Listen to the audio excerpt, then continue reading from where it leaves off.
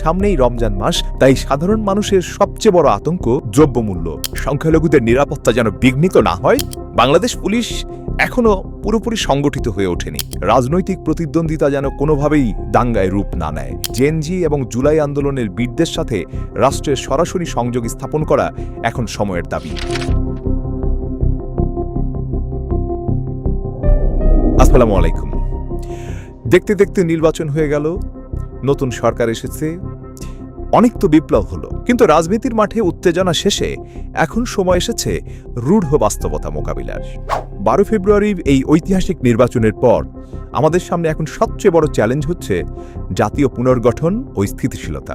ইতিহাসের দিকে তাকালে দেখা যায়, বিপ্লব বা বড় গণ অভ্যুত্থানের পর নতুন সরকারগুলো প্রায়ই হোঁচট খায়। উদাহরণস্বরূপ মিশরের আরব বসন্ত পরবর্তী মুরসি সরকার কিংবা লিবিয়া ও ইয়েমেনের অস্থিতিশীলতার কথা ভাবুন। এসব দেশে বিপ্লবের পর প্রতিষ্ঠানগুলো ভেঙে পড়েছিল এবং নতুন শাসকেরা জনগণের অর্থনৈতিক ও নিরাপত্তা সংক্রান্ত প্রাথমিক আকাঙ্ক্ষা মেটাতে ব্যর্থ হয়েছিলেন। তারা অতি বিপ্লবী সংস্কার বা প্রতিহিংসার রাজনীতিতে জড়িয়ে পড়েছিলেন, যার ফলে পুরনো শক্তিগুলো আবার মাথাচাড়া দিয়ে ওঠার সুযোগ পায়। আমাদের দেশেও যেন সেই একই ভুলের পুনরাবৃত্তি না হয়, সেজন্য এখনই অত্যন্ত দূরদর্শী পদক্ষেপ নেওয়া জরুরি। বিপ্লব পরবর্তী স্থিতিশীলতার প্রধান শর্ত হল জনগণের মাঝে আস্থার বার্তা পৌঁছে দেওয়া।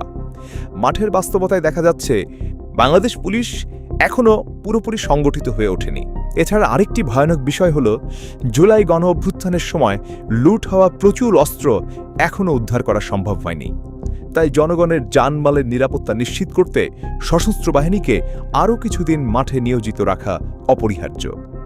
হুট করে সেনা প্রত্যাহার না করে ধাপে ধাপে পুলিশকে দায়িত্ব বুঝিয়ে দেওয়ার একটি সুপরিকল্পিত রোডম্যাপ থাকা দরকার।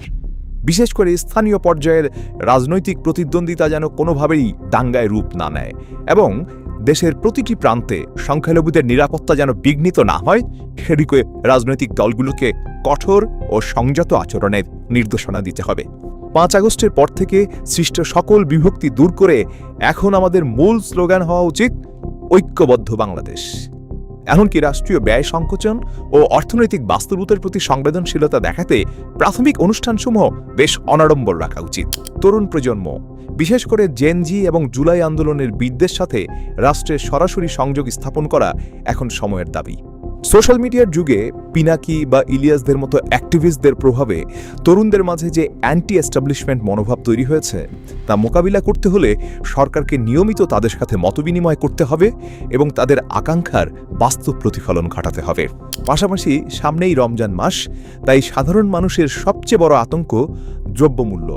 তাই বাজার ব্যবস্থাপনাতেও সরকারকে জিরো টলারেন্স নীতি গ্রহণ করতে হবে।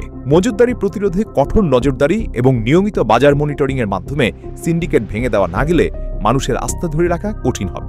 এছাড়া প্রাতিষ্ঠানিক সংস্কারের ক্ষেত্রে আমাদের খুব কৌশলী ও ধীরস্থির হতে হবে। 5 আগস্টের পর সশস্ত্র বাহিনী ছাড়া আমাদের প্রায় প্রতিটি প্রতিষ্ঠানই দুর্বল হয়ে পড়েছে। এই ভঙ্গুর অবস্থায় বড় ধরনের আমূল পরিবর্তন বা গণবদলি করলে প্রাতিষ্ঠানিক শৃঙ্খলা পুরোপুরি ভেঙে পড়তে পারে। তাই প্রাতিষ্ঠানিক ধারাবাহিকতা বজায় রেখে ধীর কিন্তু দৃঢ় সংস্কার প্রক্রিয়া শুরু করতে হবে। সুশাসন ব্যাহত না চাইলে যারা এখন কৃতিত্ব নিতে বা পদ লাভে আগ্রহী হয়ে উঠেছেন, তাদের ব্যাপারেও সরকারকে সতর্ক থাকতে হবে। প্রতিহিংসা রোধ, নিরাপত্তা স্থিতিশীলতা এবং প্রশাসনিক আস্থা পুনর্গঠনই হোক এই নতুন বাংলাদেশের প্রথম এবং প্রধান অগ্রাধিকার। কি ভাবছেন আপনারা? এই পুনর্গঠন প্রক্রিয়ায় আপনার কোনো বিশেষ পরামর্শ আছে কি? কমেন্টে জানান আপনার গুরুত্বপূর্ণ মতামত।